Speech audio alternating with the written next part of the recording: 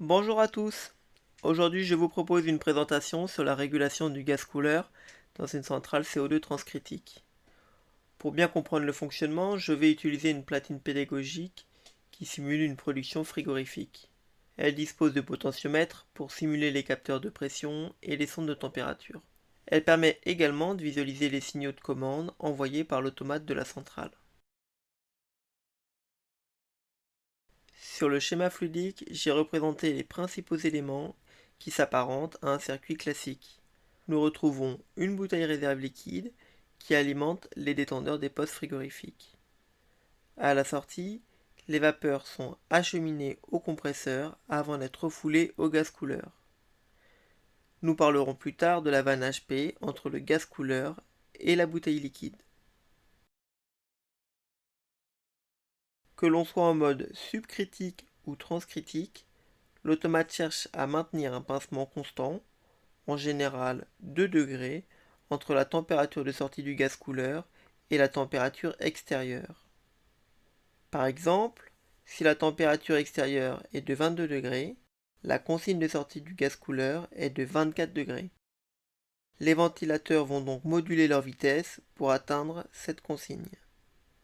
Dans notre cas, le fluide en sortie du gaz couleur est à 27 degrés. C'est pourquoi l'automate augmente progressivement le signal envoyé au ventilateur pour rabaisser cette température et atteindre la consigne de 24 degrés.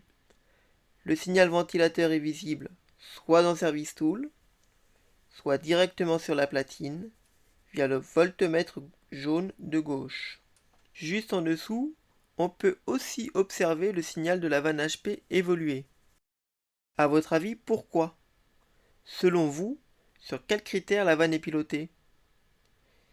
Si vous voulez chercher par vous-même, je vous invite à mettre pause. De mon côté, je vous réponds en reprenant le schéma de base et un diagramme enthalpique. Dans notre installation CO2, on dispose d'une vanne HP qui peut partiellement endiguer le gaz couleur. Elle agit comme un régulateur de pression. Quand elle se ferme partiellement, elle crée un bouchon, ce qui a pour effet d'augmenter la pression dans le gaz couleur, et donc d'augmenter la température de saturation, ce qui permet d'obtenir du sous-refroidissement. Sur le diagramme enthalpique, regardez. À gauche, la vanne HP est complètement passante. La pression est de 62 bars, ce qui signifie que la température de saturation est d'environ 24 degrés. Si on monte à 68 bars grâce à la vanne HP, on passe à 28 degrés de saturation. Cela nous donne un sous-refroidissement de 4 degrés. Dans les deux cas, le fluide sort toujours à 24 degrés. Ce qu'il faut retenir, c'est que la température de sortie du gaz couleur est pilotée par les ventilateurs, tandis que le sous-refroidissement est créé par la vanne HP. La documentation Guttner confirme ce qu'on vient de dire et ne se limite pas aux installations CO2. Je cite: si le frigorigène n'est pas endigué à la sortie du condenseur, le sous-refroidissement est inférieur à 1 degré. Il est vrai que dans la littérature, le sous-refroidissement est souvent mentionné entre 3 et 5 degrés. En réalité, on compte sur la dissipation de chaleur dans la ligne liquide. Il faut donc un écart important entre la température extérieure et celle du fluide liquide. Autrement dit, sur des installations traditionnelles, à trop vouloir baisser la HP, on peut avoir des problèmes de flash gaz par manque de sous-refroidissement. Sur Service Tool, on peut lire que la consigne de pression HP est fixée à 69,9 bars pour générer du sous-refroidissement comme nous venons de le voir. Mais actuellement, la pression réelle est plus élevée et atteint 74,5 bars. L'automate augmente donc le signal de la vanne HP pour l'ouvrir et évacuer l'excès de pression du gaz couleur vers la bouteille liquide.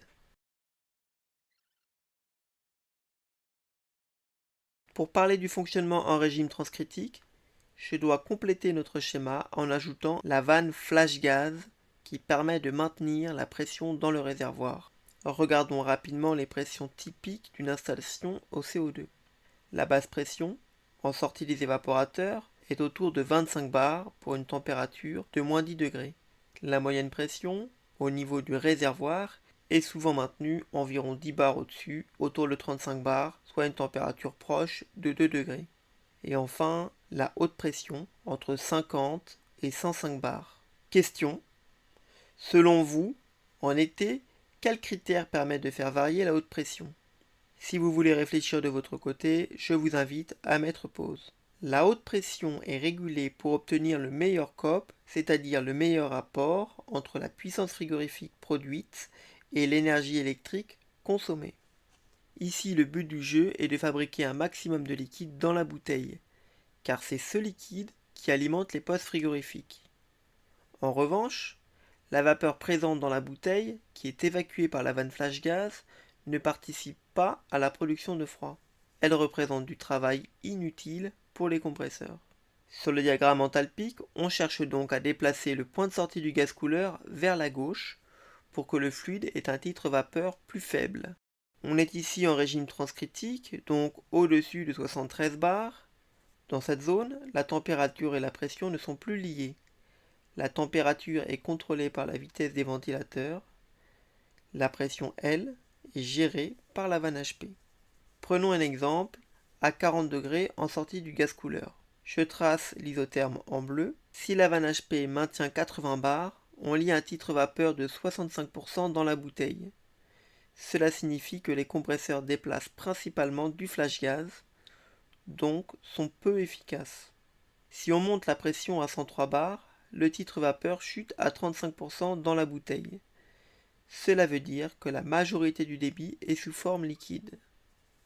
La performance de l'installation est bien meilleure. Maintenant, on peut se demander comment sur le terrain on peut déterminer la bonne HP. Je vous propose une formule empirique. HP optimale est égale à environ 2,55 fois la température de sortie du gaz couleur. Par exemple, si la sortie du gaz couleur est à 40 degrés, 2,55 fois 40 est égal à 102 bars. Cela donne une bonne estimation de la haute pression optimum. Un autre exemple sur le TP avec 34 degrés de consigne sortie gaz couleur. Le calcul me donne 87,7 bars quand l'automate retient 88 bars. La pression actuelle du gaz couleur est inférieure, la vanne est donc fermée pour faire monter la pression. Les éjecteurs sont placés au même endroit que la vanne HP, c'est-à-dire après le gaz couleur et avant la bouteille liquide. Leur fonction est la même, maîtriser la pression dans le gaz couleur en suivant la même loi de régulation que la haute pression optimale.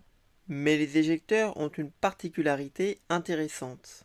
Ils créent une force motrice grâce à l'effet Venturi.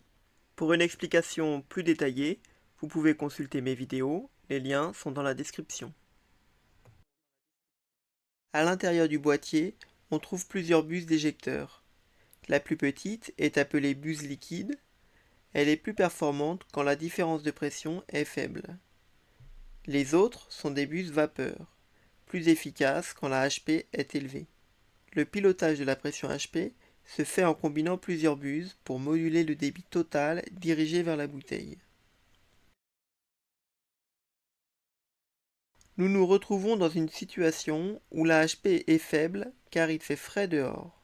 Comme la consigne HP est inférieure à la pression actuelle, une première buse s'active. Notez ici que c'est la buse liquide qui s'enclenche en premier car la delta P est faible. Mais comme la pression ne baisse pas assez, l'automate active ensuite d'autres combinaisons de buses pour laisser passer de plus en plus de débit vers la bouteille. La vidéo est ici accélérée pour observer les différentes combinaisons de buses.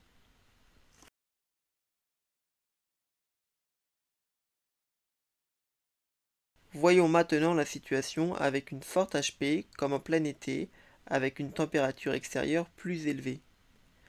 Cette fois, l'automate active en premier les buses vapeur, plus adaptées à une forte delta P. Lorsque toutes ces buses sont utilisées, il active la buse liquide en complément.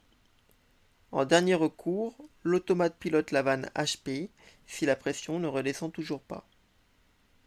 Maintenant, vous comprenez le rôle de la vanne HP et des éjecteurs pour créer du surrefroidissement ou optimiser le COP en été. Mais ce n'est pas tout. L'automate peut augmenter volontairement la HP sans considérer les deux points précédents pour favoriser la récupération de chaleur. J'en parle plus en détail dans la vidéo dédiée, vous trouverez le lien en description. Si vous avez apprécié la vidéo, n'hésitez pas à me laisser un commentaire, cela m'encourage pour les prochaines vidéos. Vous pouvez également partager la vidéo à vos collègues frigoristes. Je vous remercie de votre attention.